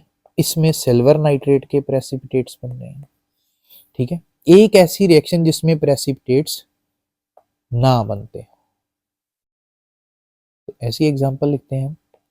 तो एक है ये वाली एग्जांपल कि मेरे पास एक सोडियम हाइड्रोक्साइड है, एक मेरे पास है HCl, ठीक है। इसमें क्या होगा, ये हाइड्रोजन सोडियम को रिप्लेस कर देगा, ठीक है। तो यहाँ पे अगर मैं लिखूं तो OH ऐसे ही लिख लिया, सॉरी यहाँ पे लिखूं तो ये OH के साथ H कंबाइन कर जाएगा, तो बन जाएगा H2O, दो हाइड्रोजन और एक ऑक्सीजन। Cl जो है Na के साथ जुड़ जाएगा, तो बन जाएगा NaCl। तो इसमें NaCl के प्रेसिपिटेट्स नहीं बनते, ठीक है। इस रिएक्शन में प्रेसिपिटेट्स नहीं बन रहे, लेकिन ये रिएक्शन सही है, ठीक है। ये क्या है, डबल डिस्प्लेसमेंट रिएक्शन है जिसमें प्रेसिपिटेट्स नहीं बन रहे। तो यहाँ पे अगर पेपर में आ जाए कि वो रिएक्शन लिखो जिसमें प्रेसिपिटेट नहीं बनते, तो ये वाली रिएक्शन आप लोगों ने लिख देनी है, जो डबल डिस्प्लेसमेंट रिएक्शन, ठीक है। उसके बाद हमारे पास रिएक्शन होती है जिसे हम बोलते हैं रेडॉक्स रिएक्शन, ये होती है रेडॉक्स, ठीक है। तो रेडॉक्स रिएक्शन पढ़ने के लिए हमें दो चीजें पढ़नी है। रेडॉक्स जो वर्ड है दो चीजों से आता है, रिडक्शन एंड ऑक्सीडेशन। किन दो वर्ड से, रिडक्शन एंड ऑक्सीडेशन। तो ये हमें पता होना चाहिए कि रिडक्शन क्या है, ऑक्सीडेशन क्या है। तो इसीलिए पहले हम पढ़ेंगे ऑक्सीडेशन रिएक्शंस, ठीक है। तो ऑक्सीडेशन क्या होता है यहाँ पे हमारे पास देखो, तो ऑक्सीडेशन का मतलब क्या है, अ टाइप ऑफ रिएक्शन, एक ऐसी रिएक्शन, ठीक है, a type of reaction in which addition of oxygen और रिमूवल ऑफ हाइड्रोजन। ये क्या मतलब हुआ, मान लीजिए यहाँ पे मैं जर्नल लिखता हूं, कोई रिएक्टेंट है ए, इसके साथ मैं ऑक्सीजन रिएक्ट कर दूं तो ए ओ बन जाए एग्जांपल ली, ठीक है। तो इसमें क्या हुआ, ये जो ए है, ए के अंदर ऑक्सीजन ऐड हो रही है, तो इसका मतलब ए की क्या हो रही है, ऑक्सीडेशन, ठीक है।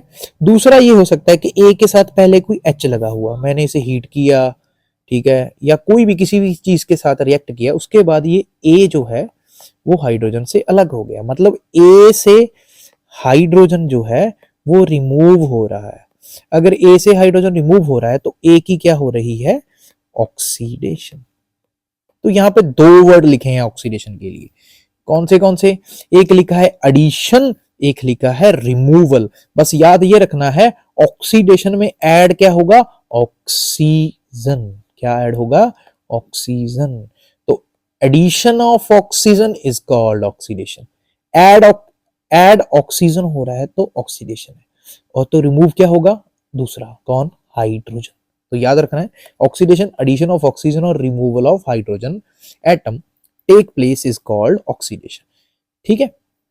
तो जो ऑक्सीडेशन करवाएगा, जरूरी नहीं कि मैं ऑक्सीजन ही ऐड करूं तब ही ऑक्सीजन ऐड होगी। तो कुछ ऐसे सब्सटेंस होते हैं, कुछ ऐसे सब्सटेंस होते हैं जो ऑक्सीजन ऐड करते हैं, जैसे ये नीचे एग्जांपल लिखिए, ये है लेड ऑक्साइड, ये है कार्बन। तो यहां पे क्या हो रहा है, जब लेड ऑक्साइड को कार्बन के साथ रिएक्ट करवाया ना, तो लेड अकेला रह गया, लेकिन कार्बन ने ऑक्सीजन गेन कर लिया। तो यहाँ पे जो लेड ऑक्साइड है उसने कार्बन को ऑक्सीजन दिया, तो ऑक्सीजन, ऑक्सीडेशन करवाने वाला कौन है, लेड ऑक्साइड। तो लेड ऑक्साइड को क्या बोलेंगे, ऑक्सीडाइजिंग एजेंट। तो यहां पे अगर मैं इस रिएक्शन को ध्यान से लिखूं, तो कार्बन ने ऑक्सीजन गेन की, ठीक है, तो कार्बन की हो रही है ऑक्सीडेशन, ठीक है। और ये जिसने ऑक्सीजन दी, ये है ऑक्सीडाइजिंग एजेंट, क्लियर है। तो यहां पे क्या हुआ, जिसने ऑक्सीजन दी वो ऑक्सीडाइजिंग एजेंट है, और जिसने ऑक्सीजन ली है, जिसकी, उसकी हो गई ऑक्सीडेशन। तो यहाँ पे सोडियम को ऑक्सीजन ने ऑक्सीजन दी, तो ये यही ऑक्सीडाइजिंग एजेंट है। तो यहाँ पे हमने दो चीजें समझ ली, ऑक्सीडेशन का मतलब एडिशन ऑफ ऑक्सीजन और रिमूवल ऑफ हाइड्रोजन, ठीक है।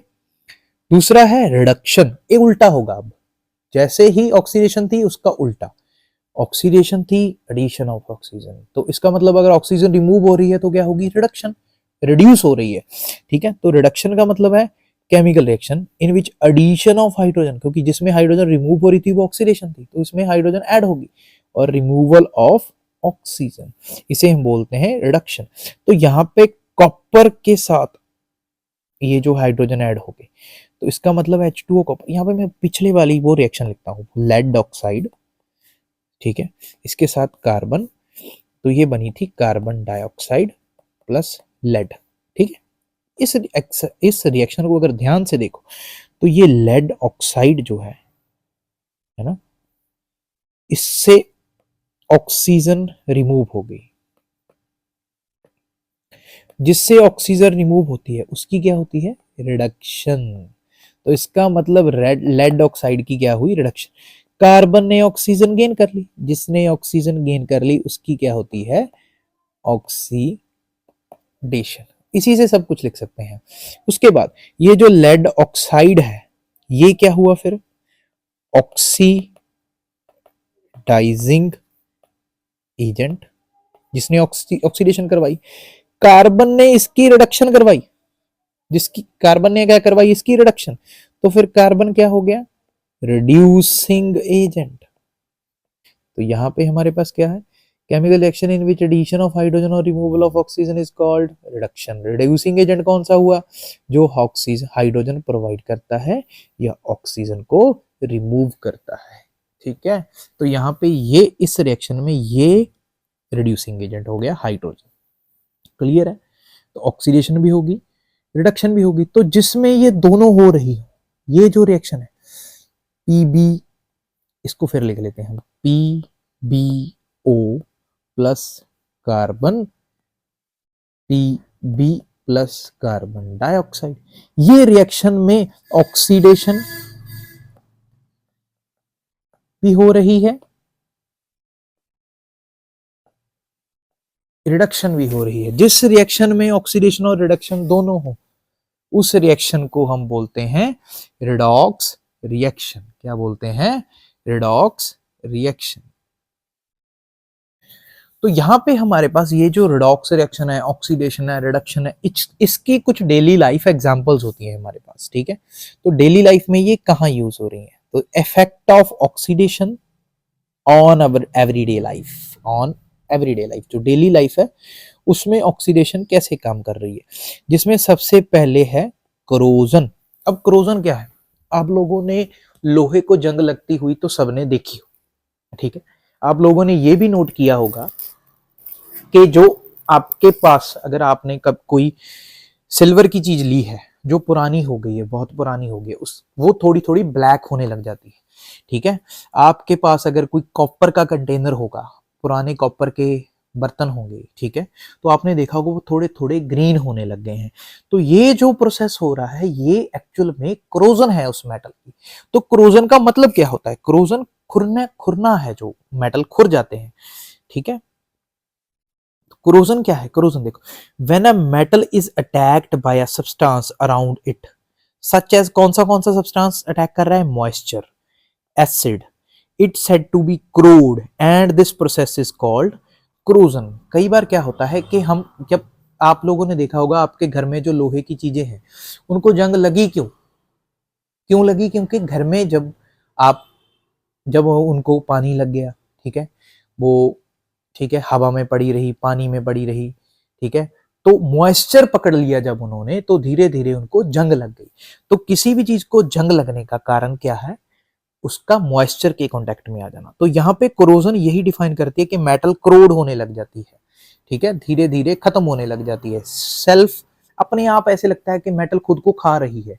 ठीक है। तो इस प्रोसेस को क्रोजन बोलते हैं। लेकिन क्रोजन होती क्यों है? मॉइस्चर के कांटेक्ट में आने के कारण।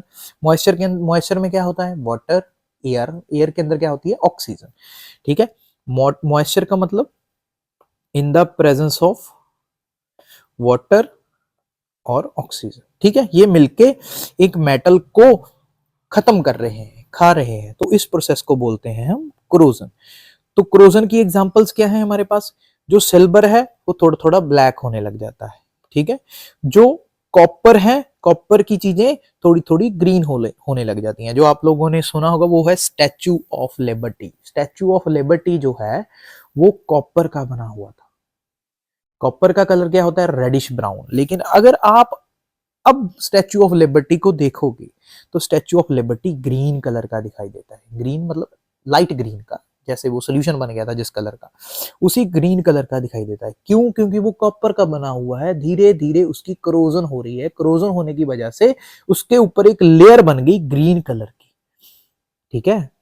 इसी की वजह से वो लाइट ग्रीन दिखाई देता है। अब आयरन की जो है वो तो सबने ही देखी है, जंग लगी, जिसे हम रस्टिंग बोलते हैं। एक्चुअल में उस रस्टिंग पर्टिकुलर वर्ड आयरन के लिए यूज किया जाता है। जर्नल वर्ड क्या यूज किया जाता है? क्रोजन। तो यहाँ पे ब्राउनिश और red coating on iron. Iron का वैसे सिल्वर कलर होता है, ठीक है, लेकिन जो ब्राउन कलर उस पे आ गया वो क्या है? उसके ऊपर जो है रस्ट है। तो एक्चुअल में ये रस्ट या क्रोजन हो क्यों रही है? क्योंकि ऑक्सीजन की लेयर बन जाती है मेटल के ऊपर। इसकी लेयर बन जाती है oxygen, layer of oxides. Copper के ऑक्साइड की लेयर बनेगी, सिल्वर पे सिल्वर ऑक्साइड की लेयर बनेगी, आयरन पे आयरन ऑक्साइड की लेयर बनेगी। वो लेयर जो है आयरन को अंदर से खा रही है। ठीक है। तो इसके लिए हमारे पास क्वेश्चन आता है कि हम क्रोजन से बच कैसे सकते हैं। तो आप लोगों ने देखा होगा घर में अगर जो आपके पास आयरन के प्रोडक्ट चीजें हैं, आयरन की चीजें, आयरन की चेयर है, अगर आपके आयरन के टेबल हैं, ठीक है, दरवाजे हैं आयरन के, तो उनको क्या किया हुआ है? पेंट कर रखा है। तो पेंट क्यों किया?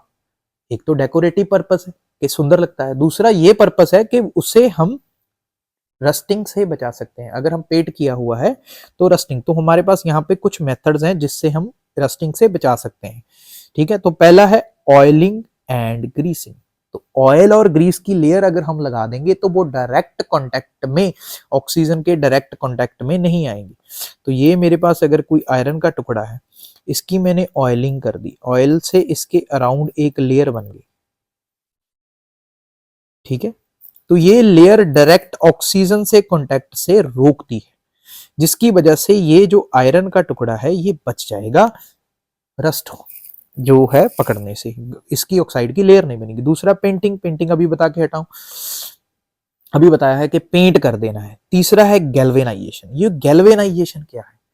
गैल्वेनाइजेशन एक प्रोसेस है जिस प्रोसेस में इलेक्ट्रिसिटी पास करके हम, ठीक है, एक मेटल को दूसरी मेटल पे चढ़ा देते हैं। ये गैल्वेनाइजेशन, इलेक्ट्रोप्लेटिंग, ये दोनों सेम ही तरह के प्रोसेस हैं।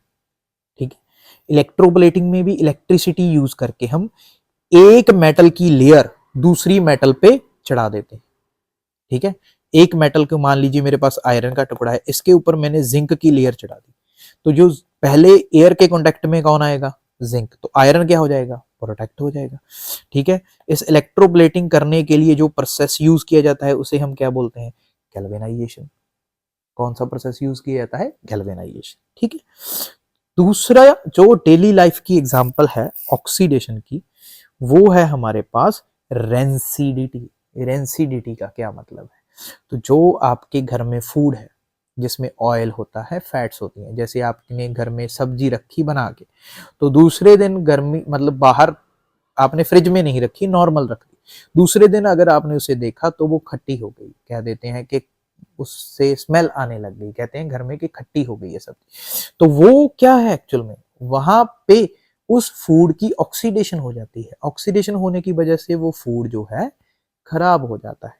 ठीक है, तो यहाँ पे when food containing fats and oils oxidize they become rancid, तो क्या हो जाते हैं? Rancid, and they their smell and taste changes, this is called rancidity. Food हो सकता है, आपके चिप्स हो सकते हैं, आपके आपका सब्जी हो सकती है बनी हुई, ठीक है, आपका मिल्क हो सकता है बना हुआ, सॉरी मिल्क पड़ा हो सकता है। तो ये जो चीजें हैं जिसके अंदर फैट्स एंड ऑयल्स होते हैं, ये एयर के साथ कांटेक्ट में आके क्या हो जाते हैं? खराब हो जाते हैं, इसमें से बैड स्मेल आएगी, बैड टेस्ट होगा। तो इस प्रोसेस को हम रेंसिडिटी बोलते हैं। तो रेंसिडिटी के लिए हम क्या करते हैं? रेंसिडिटी से बचने के लिए भी हमारे पास कुछ जो मेथड्स हैं, तो इस पे भी क्वेश्चन आ जाता है, मेथड्स टू प्रिवेंट रेंसिडिटी। तो यहाँ पे है एडिंग BHA, BHT। ये क्या है? ये एंटीऑक्सीडेंट्स हैं। एंटीऑक्सीडेंट्स मतलब जो ऑक्सीडेशन होने से रोकते हैं। इनकी फुल फॉर्म तो देखो पेपर में नहीं आएगी, लेकिन फिर भी बता देता हूं। ये BHA होता है ब्यूटा हाइड्रोक्सी एनिसोल। क्या होता है? लिखूं तो ब्यूटा हाइड्रोक्सी एनिसोल। ये BHT ब्यूटा हाइड्रोक्सी टोलुइन, ठीक है, ये दो हैं एंटीऑक्सीडेंट, तो फूड में डाले जाते हैं ताकि जो ऑयल कंटेनिंग फूड्स हैं ताकि उन्हें प्रिवेंट किया जा सके। दूसरा है flushed packed of food with nitrogen. इस पे क्वेश्चन भी आता है कि हम जो नाइट्रोजन गैस से हैं, बहुत सारी चिप्स के पैकेट्स को क्यों, या जो चिप्स के पैकेट हैं उनको नाइट्रोजन गैस से क्यों भरा जाता है? तो एक्चुअल में जो नाइट्रोजन गैस है इनर्ट गैस है, ये फूड से रिएक्ट नहीं करेगी। तो नाइट्रोजन गैस है, जब उसको फूड के पैकेट में डाल दिया तो ये ऑक्सीजन को फूड के डायरेक्ट कांटेक्ट में आने से रोकती है। ठीक है, तो ये डायरेक्ट कांटेक्ट को मतलब रोकेगी, जिसकी वजह से फूड खराब नहीं होगा। Keeping food in air tight container, ऐसे कंटेनर में रख दिया, पैक करके रख दिया एयर टाइट, जहां के एयर अंदर ना जा सके। मेन मकसद हमारा ऑक्सीजन को फूड के कांटेक्ट में ना आने देना है। अगर फूड का कंडक्ट में ऑक्सीजन नहीं आएगी तो वो बच जाएगा। तो keeping food in tight container, ऐसे कंटेनर में डाल दिया जिससे एयर उसके अंदर ना जा सके, ऑक्सीजन कंडक्ट में नहीं आएगी। Keeping food in cool places like refrigerator, refrigerator में रख के क्या होता है, बहुत सारी रिएक्शंस को करवाने के लिए हमें टेम्परेचर की जरूरत होती है। तो यहाँ पे जो हमारा टेम्परेचर है, अगर हम उसे डाउन कर दें, कम कर दें, तो रेफ्रिजरेटर में रख देते हैं। रेफ्रिजरेटर में रख दिया, रेफ्रिजरेटर में रख दिया, फ्रिज में रख दिया, फ्रिज में रखने से क्या हुआ, टेम्परेचर डाउन हो गया। टेम्परेचर डाउन हो गया तो केमिकल रिएक्शन स्लो होगी, केमिकल रिएक्शन स्लो होगी तो ऑक्सीजन जो फूड के साथ रिएक्ट करना चाहती थी वो स्लोली रिएक्ट करेगी। उसके बाद keeping the food in the dark place, dark place में क्या होता है, कई सारी केमिकल रिएक्शन लाइट की प्रेजेंट में होती है, ठीक है, कई फूड लाइट की प्रेजेंस में खराब हो जाते हैं। तो लाइट पड़ी, ऑक्सीजन और फूड रिएक्ट कर गए, ऑक्सीडेशन होगी। तो अगर हम उसे डार्क में रखेंगे तो रिएक्शन नहीं होगी। तीसरा, सिक्स्थ है हमारे पास वैक्यूम पैकिंग। वैक्यूम पैकिंग में क्या है, हम एयर ही बाहर निकाल देते हैं उनमें से, ठीक है, वैक्यूम कर देते हैं, तब भी हम फूड को प्रिजर्व कर सकते हैं, ठीक है। तो ये जो हमारा चैप्टर है यही तक था, लेकिन इसमें एक टॉपिक और है जिसे हम बोलते हैं बैलेंसिंग ऑफ द इक्वेशन, ठीक है। ये जो केमिकल रिएक्शंस हैं उन्हें हमने बैलेंस करना है, ठीक है। तो वो जो है वो हम देखेंगे क्या प्रोसेस है, कैसे करना है, सीखते हैं, ठीक है। तो यहाँ पे है हमारे पास topic balancing the chemical reaction. तो यहाँ पे देखो दिया है हमने कि हमें एक रिएक्शन दे दी, zinc sulphuric acid, zinc sulphate, hydrogen, ये कोई रिएक्शन है। तो बैलेंसिंग का मतलब क्या होता है, पहली बात तो अगर हम यहाँ पे लिखें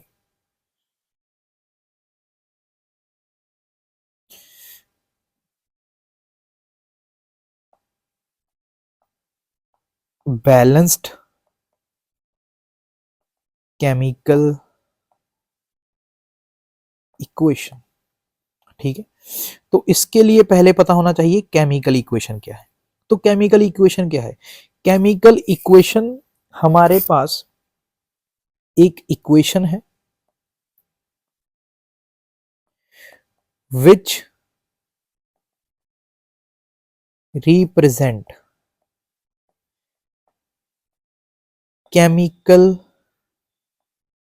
रिएक्शन, जो क्या कर रही है, केमिकल रिएक्शन को रिप्रेजेंट कर रही है in symbolic form of chemical substances. जो केमिकल सब्सटेंस है उनको सिंबॉलिक फॉर्म में लिखेंगे, आसानी से लिखे जाएं, ठीक है। तो उसे रिप्रेजेंट कर रही है, केमिकल रिएक्शन को रिप्रेजेंट कर रही है इक्वेशन, एक इक्वेशन, ठीक है,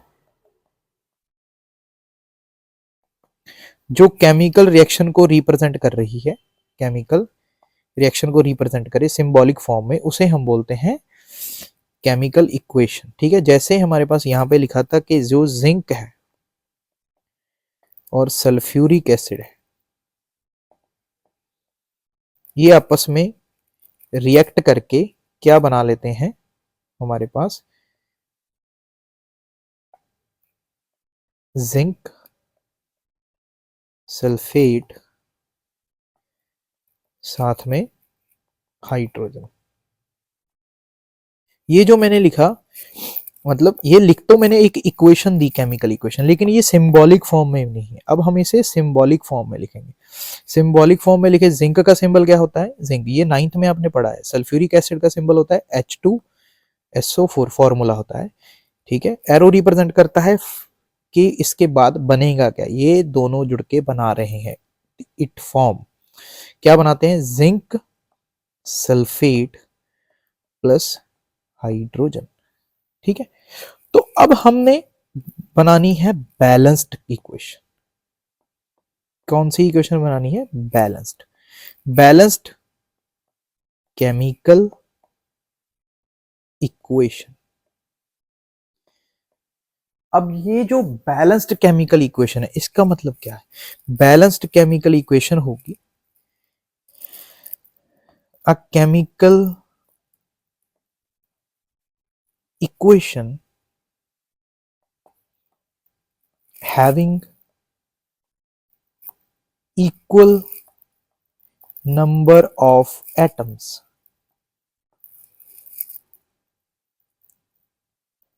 in both side, that is कौन सी both side? In reactant and product. Reactant में भी प्रोडक्ट में भी नंबर ऑफ एटम्स सेम हो। अब कैसे? अब ऊपर वाली जो है ये बैलेंस्ड ही है, इसे हम देखेंगे अगर हम ध्यान से देखें तो यहाँ पे जो जिंक है इस साइड 1 है, यहाँ पे लिख लेते हैं हम रिएक्टेंट, इस साइड लिख लेते हैं हम प्रोडक्ट। ठीक है,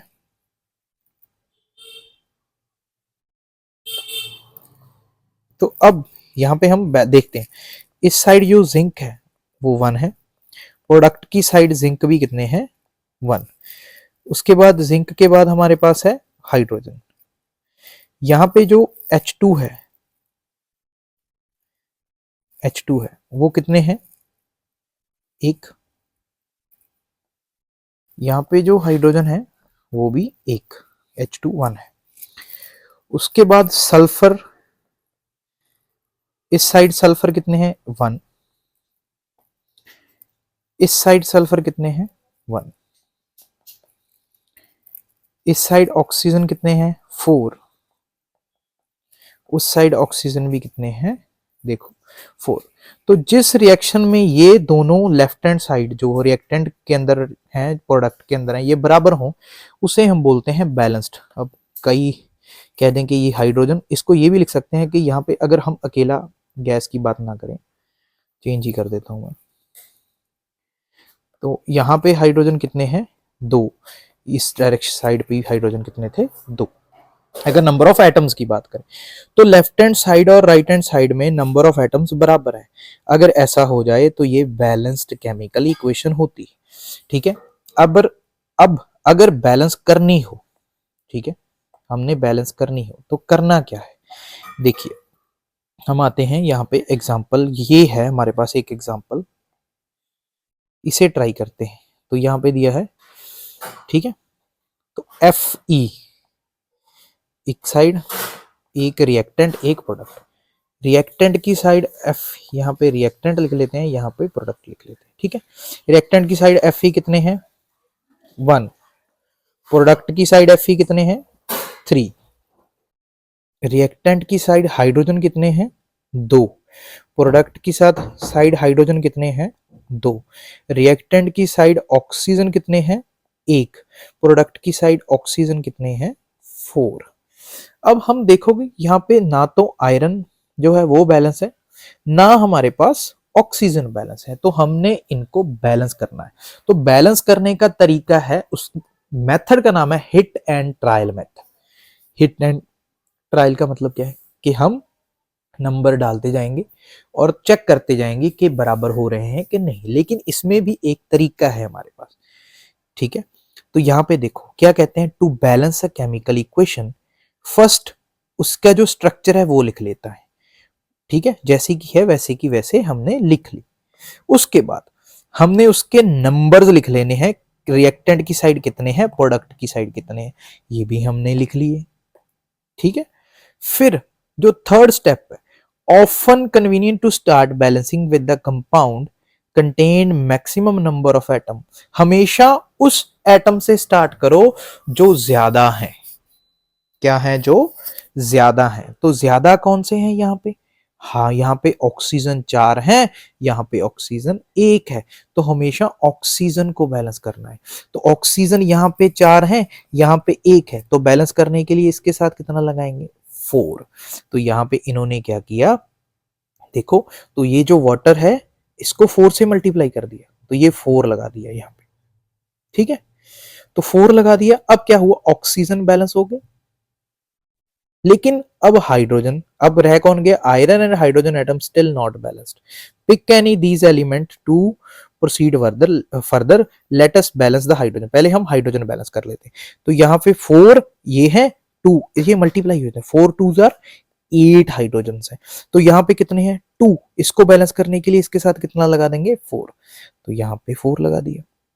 अब हाइड्रोजन 8, यहाँ पे भी हाइड्रोजन 8, ऑक्सीजन 4, यहाँ पे भी ऑक्सीजन 4, रह कौन गया आयरन।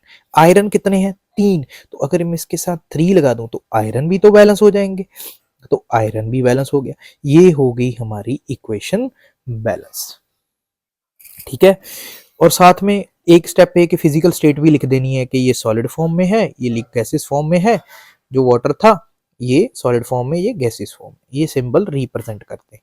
ठीक है, तो ऐसे ही हमारे पास कुछ एग्जांपल्स हैं, उसे ट्राई करते हैं। तो यहाँ पे अगर मैं दिखाऊं, ध्यान से देखोगे तो यहाँ पे कार्बन 1, इस साइड भी कार्बन 1 बैलेंस है, यहाँ पे हाइड्रोजन, ये तो बैलेंस्ड ही है, सॉरी, ये कुछ एग्जांपल्स हैं, उन्होंने कहा कि ये बैलेंस्ड एग्जांपल्स है। ठीक है, अगर हम कोई और एग्जांपल यहाँ पे करें, right the balance chemical equation, जैसे ये लिखती, इसको हम बैलेंस करने की कोशिश करते हैं। ठीक है, तो मैं यहाँ पे लिख लेता हूँ बेरियम क्लोराइड, तो ये आपको याद रखना पड़ेगा। ठीक है, बेरियम Ba होता है, क्लोराइड होता है Cl, लेकिन बेरियम की वैलेंसी 2 होती है, तो BaCl2। बेरियम क्लोराइड रिएक्ट कर रहा है सल्फेट से, एल्युमिनियम होता है Al, सल्फेट होता है SO4। एल्युमिनियम की वैलेंसी 3 होती है, तो इसके पैर में 3 आएगा, सल्फेट की वैलेंसी 2 आती है, तो इसमें 2 आएगा। उसके बाद बनता क्या है, barium sulphate plus aluminium oxide, तो बनता क्या है, बेरियम की वैलेंसी भी 2 होती है, सल्फेट की भी 2 बराबर, एल्युमिनियम की वैलेंसी 3 होती है, क्लोरीन की 1, तो क्लोरीन में 3 आएगा, एल्युमिनियम में, तो इसको बैलेंस करना है। तो यहाँ पे पहले वैसे ही लिख लेंगे, बेरियम इस साइड कितने हैं 1, इस साइड बेरियम कितने हैं 1 बैलेंस्ड, एल्युमिनियम इस साइड, सॉरी क्लोरीन इस साइड कितने हैं 2, इस साइड क्लोरीन कितने हैं 3, इस साइड जो हमारे पास एल्युमिनियम है कितने हैं 2, उस साइड एल्युमिनियम कितने हैं 1। ठीक है, इस साइड जो SO4 सारा ही लिख लेते हैं, SO4 कितने हैं 3, इस साइड जो SO4 है वो कितने हैं 1। ठीक है, तो पहले जो बड़ा नंबर है उसे बैलेंस करना है, तो हम यहाँ पे SO4 को बैलेंस कर लें, यहाँ पे 3 है, यहाँ पे 1, तो इस साइड जो 1 है, मैं अलग कलर, इस साइड 3 है, इस साइड 1 है, तो 3 को 1 को 3 करने के लिए 3 से मल्टीप्लाई कर दें, तो बेरियम जो है हमारा कितना बन गया, ठीक है 3, उसके बाद ये हो गया बराबर, तो इसको मल्टीप्लाई किया हमने 3 से, दूसरा स्टेप ये बराबर होगा। दूसरे स्टेप में अगर आप देखोगे जो क्लोरीन 3 है ये क्लोरीन 2 है। ठीक है, तो मैंने क्या करना है, क्लोरीन को ना 3 कर सकता हूँ ना 2, लेकिन 3 और 2 का मल्टीपल क्या होता है 6 बना लेते हैं, तो यहाँ पे मैं इसे 2 से मल्टीप्लाई कर देता हूँ, ये भी 6 बन जाएगा, यहाँ पे इसे 3 से मल्टीप्लाई कर देता हूँ, ये भी 6 बन जाएगा, तो ये हमारे पास हो गया 3। तो इससे क्या हुआ, बेरियम भी खुद ब खुद 3 से मल्टीप्लाई हो गया, इस साइड वाला जो बेरियम था वो तो 3 से हमने पहले किया ही था, तो यहाँ पे बेरियम भी 3, ये भी 3, ये कितने हैं 6, ये कितने हैं 6, एल्युमिनियम 2 से मल्टीप्लाई हुआ इस साइड वाला, तो यहाँ पे ये भी 2 हो गया। अब आप देखोगे 3 है, सारी की सारी इक्वेशन क्या हो गई, बैलेंस। ठीक है, तो ऐसे ही बहुत सारी एग्जांपल्स होंगी, एक एग्जांपल और कर लेते हैं जिसको मैं डायरेक्ट करके दिखा देता हूँ, ऐसे लिखने को छोड़ के। तो यहाँ पे एक एग्जांपल है, सोडियम प्लस वाटर, सिंपल सी है, ऊपर वाली लिख लेते हैं, sodium plus water, sodium hydroxide, hydrogen. एक एग्जांपल है sodium plus water, sodium hydroxide, hydrogen. इसमें क्या है, अब सोडियम एक है, हाइड्रोजन 2 है, हाइड्रोजन 2 है, नहीं सॉरी, अब ध्यान से देखो, सोडियम 1, यहाँ पे सोडियम भी इधर 1 है। यहाँ पे हाइड्रोजन कितने हैं 2, इस साइड हाइड्रोजन कितने हैं 1, ये रहा 2 ये रहे, कितने हुए 3। तो यहाँ पे ऑक्सीजन कितनी है 1, इस साइड भी ऑक्सीजन कितनी है 1, तो हाइड्रोजन नहीं बैलेंस है। ठीक है, हाइड्रोजन को बैलेंस करने के लिए मैं इसके आगे अगर 2 लगा दूँ, 2 लगा दूँ तो हाइड्रोजन 2 ये हो गए और 2 ये, कितने हो गए हाइड्रोजन इस साइड, इसके बाद हाइड्रोजन हो गए 4। अगर इसके आगे भी 2 लगा दूँ तो यहाँ पे भी हाइड्रोजन कितने हो गए 4। और यहाँ पे दिक्कत क्या आई कि ऑक्सीजन जो है वो भी 2 हो गए, लेकिन यहाँ पे भी तो ऑक्सीजन 2 के साथ मल्टीप्लाई हो गया तो 2 हो गए। तो यहाँ पे भी ऑक्सीजन 1 इंटू 2 2 हो गए, यहाँ पे भी 1 इंटू 2 2 हो गए।